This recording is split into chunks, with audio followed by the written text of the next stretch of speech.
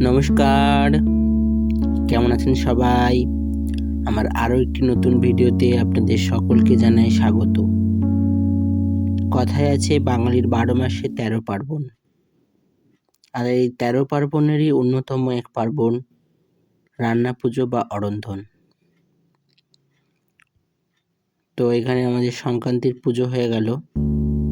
এখানে মা মনসার নামেও একটা ফুল দিয়ে আমাদের পুজো হলো।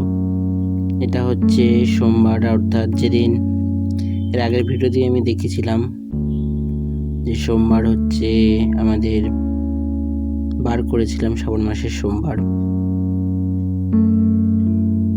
তো এটা হচ্ছে সোমবার রাত্রে রান্না হয় এবং মঙ্গলবার পুজোর পর, মা মনসার পুজোর পর এটা হচ্ছে খাওয়া হয়।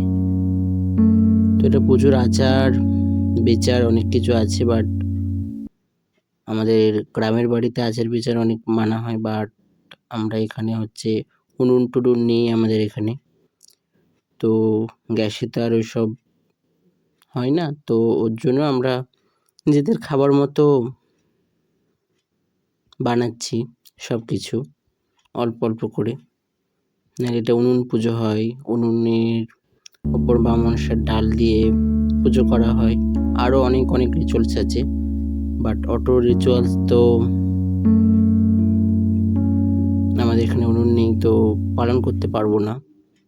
তো এটা একদম আমাদের ঘরোয়া খাবারের জন্যই হচ্ছে। তো সোমবার রান্না করে মঙ্গলবার মা মনসার পুজোর পর এটা হচ্ছে প্রসাদ হয়। তো আপনাদের সাথে কথা বলতে বলতে আমাদের সমস্ত রান্নাই হয়ে গেছে।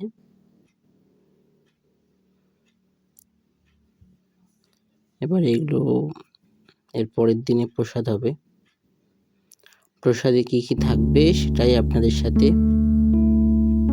শেয়ার করব বা করছি। এই যে শাক, এটা লাগবেই, মাছ, সর্ষে শাক ভাজা, করলা ভাজা, তিল ভাজা, এগুলো মানে রাখতেই হবে, এরকম ব্যাপার। ছ্যাঁচড়া বা হচ্ছে নবরত্ন বা চচ্চড়ি, যেটাই বলেন না কেন সেটাও থাকে। তো এবার শেয়ার করি কী কী ছিল প্রসাদে।